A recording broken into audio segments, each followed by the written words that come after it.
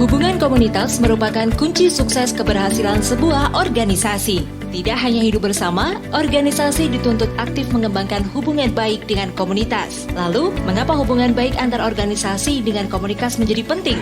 Sebab pertama, untuk dapat beroperasi, organisasi memerlukan dukungan komunitas. Kedua, organisasi berkepentingan untuk membangun reputasi baik. Ketiga, pada organisasi bisnis, banyak investor menanamkan modal atas pertimbangan corporate social performance dengan melihat hubungan baik antara organisasi dengan komunitas. Dan keempat, organisasi memiliki kewajiban untuk mematuhi dan melaksanakan peraturan perundang-undangan yang mewajibkan pelaksanaan program tanggung jawab sosial. Dalam hubungan komunitas, organisasi tidak saja mempertimbangkan kepentingannya, namun juga perlu melihat kepentingan komunitas. Hubungan ini haruslah memberikan keuntungan bagi kedua belah pihak. Bagi komunitas, hubungan baik dengan organisasi dapat memberikan dukungan bagi peningkatan kualitas hidup dan kesejahteraan masyarakat. Lalu, siapakah komunitas? Komunitas merupakan sekumpulan individu yang secara geografis mendiami suatu wilayah tertentu serta memiliki kepentingan dan nilai bersama. Secara luas, komunitas dapat diartikan sebagai entitas sosial yang terorganisasi secara informal yang anggotanya terikat oleh rasa kesamaan identitas. Terdapat beberapa tipe komunitas, yaitu 1.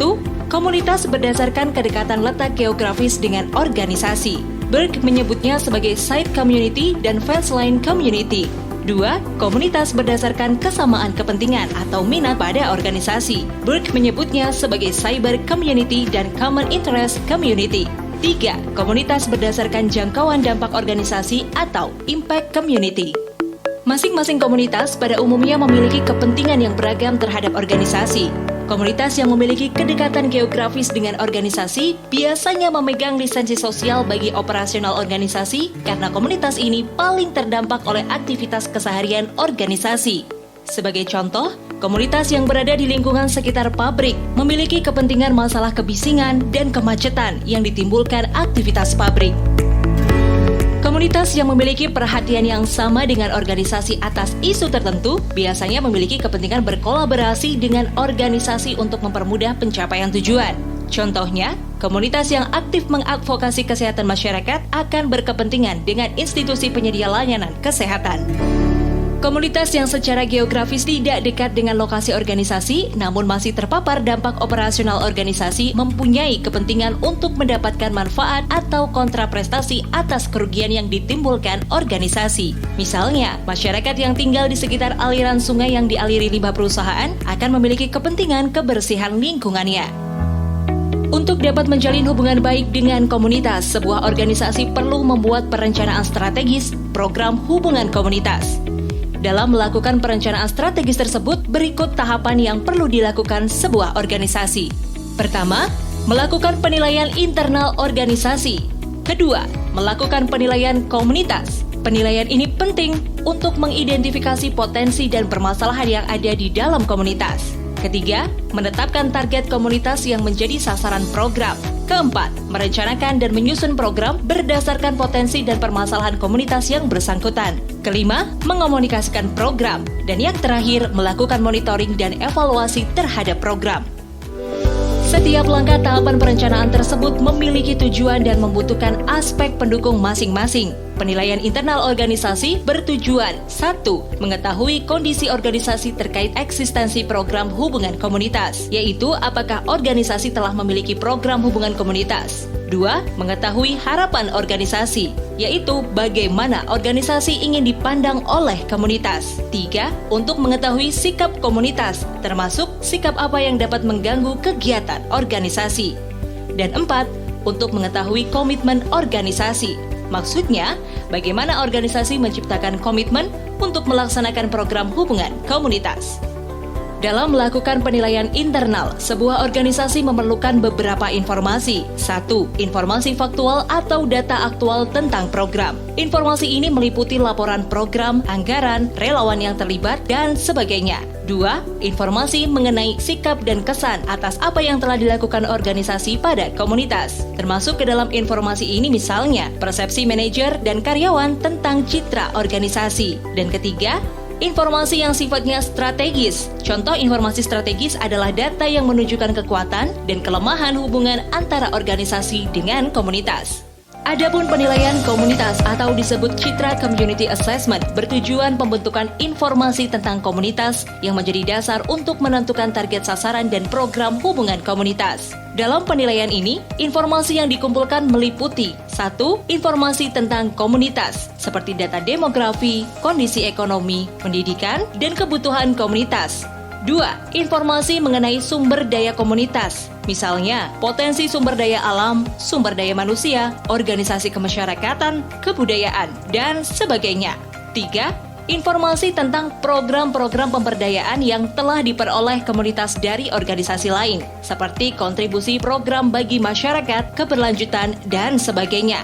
4. Informasi tentang kualitas hubungan komunitas dengan organisasi, misalnya persepsi dan sikap komunitas pada organisasi, masalah-masalah, dan harapan komunitas. Dan 5. Informasi mengenai tokoh-tokoh atau pemimpin yang memiliki pengaruh dalam komunitas, yang dapat memediasi hubungan komunitas dengan organisasi. Pengumpulan informasi-informasi tersebut dapat dilakukan dengan berbagai metode, di antaranya observasi, survei, wawancara, atau diskusi terfokus yang melibatkan masyarakat dan tokoh-tokoh komunitas. Pengumpulan informasi juga dapat memanfaatkan data sekunder seperti laporan hasil penelitian, laporan pembangunan desa, informasi desa, berita, analisis media, dan sebagainya. Setelah melakukan penilaian komunitas, langkah strategis selanjutnya adalah menentukan target komunitas. Target komunitas ditetapkan sesuai dengan tujuan organisasi yang dirumuskan berdasarkan hasil penelitian internal dan penilaian komunitas.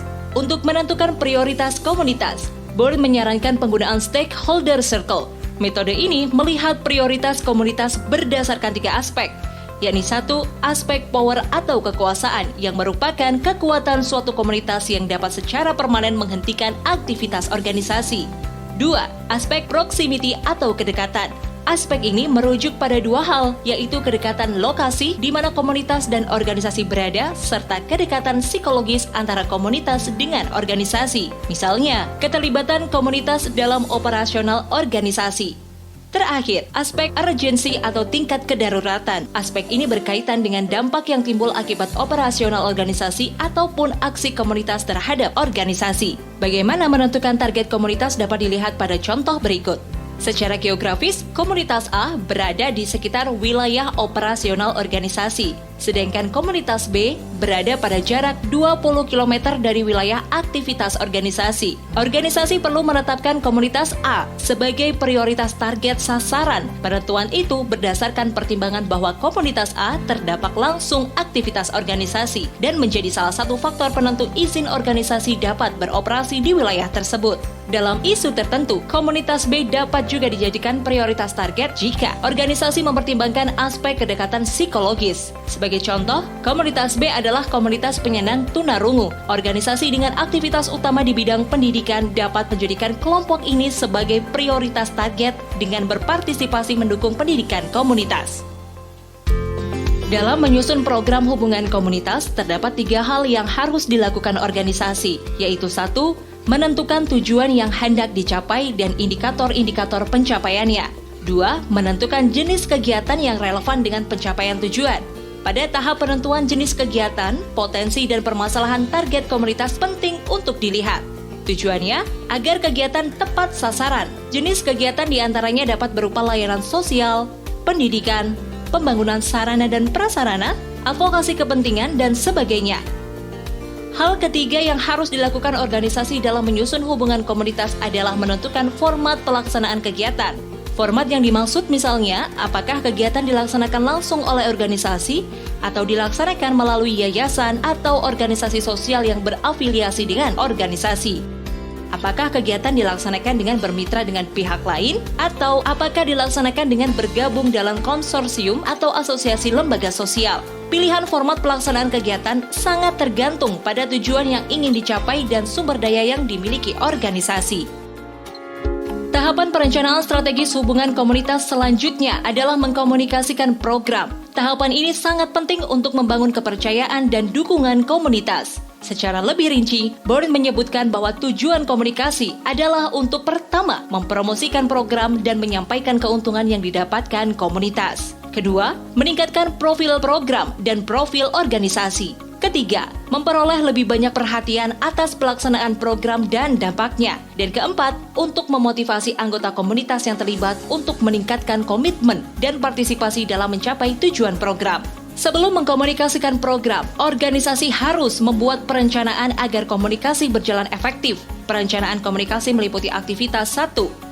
Menetapkan tujuan komunikasi. 2. Mengetahui target sasaran komunikasi. Target ini tidak terbatas pada komunitas saja, namun juga pemangku kepentingan lain seperti pemerintah daerah, media, konsumen, pemegang saham, dan sebagainya. Aktivitas perencanaan ketiga adalah memahami kebutuhan, ekspektasi, dan persepsi para pemangku kepentingan tersebut terhadap organisasi secara umum dan program secara khusus. Penting diketahui bahwa tidak semua pemangku kepentingan menginginkan informasi yang sama tentang organisasi dan program. Kemudian keempat, merancang pesan sesuai kebutuhan informasi setiap pemangku kepentingan. Meski pesan cukup beragam, organisasi harus mampu mempertahankan konsistensi pesan secara keseluruhan. Yang terakhir, dalam merencanakan komunikasi, organisasi harus menentukan saluran atau media yang dapat menjangkau masing-masing target sasaran. Saluran juga harus menjamin akses informasi yang dijangkau pemangku kepentingan, termasuk dalam memberikan umpan balik. Dalam implementasi komunikasi, organisasi patut mempertimbangkan 1. Peran komunitas atau pemangku kepentingan. Kontribusi mereka harus mendapatkan apresiasi. 2. Prinsip kebersamaan.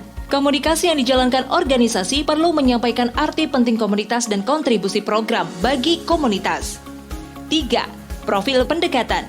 Maksudnya, komunikasi juga perlu menjelaskan tentang dukungan, penerimaan, dan partisipasi komunitas pada program. Dan 4. Strategi dalam penyampaian pesan.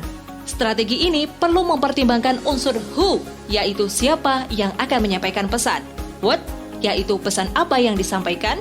How, yakni bagaimana pesan itu disampaikan, dan melalui medium apa pesan akan disampaikan. When, yaitu kapan pesan itu akan disampaikan, dan why, mengapa program dilaksanakan dan apa dampaknya bagi komunitas. Informasi mengenai program hubungan komunitas dapat diimplikasikan ke dalam berbagai taktik komunikasi organisasi, seperti iklan, promosi, dan sebagainya. Namun harus diingat, komunikasi yang terlalu dominan dapat berdampak buruk karena mengundang sikap skeptis komunitas terhadap program organisasi. Untuk mengantisipasi dampak negatif, komunikasi harus fokus pada fakta daripada promosi berlebihan. Sebab, komunikasi juga bisa berdampak buruk jika komunitas mengetahui promosi program menghabiskan terlalu banyak dana. Jika organisasi berkomitmen pada program untuk pemberdayaan komunikasi, seharusnya organisasi lebih bijak dalam membelanjakan dana untuk program daripada untuk promosi keterlibatan organisasi pada permasalahan komunitas. Tahapan terakhir dalam perencanaan strategis hubungan komunitas adalah monitoring dan evaluasi.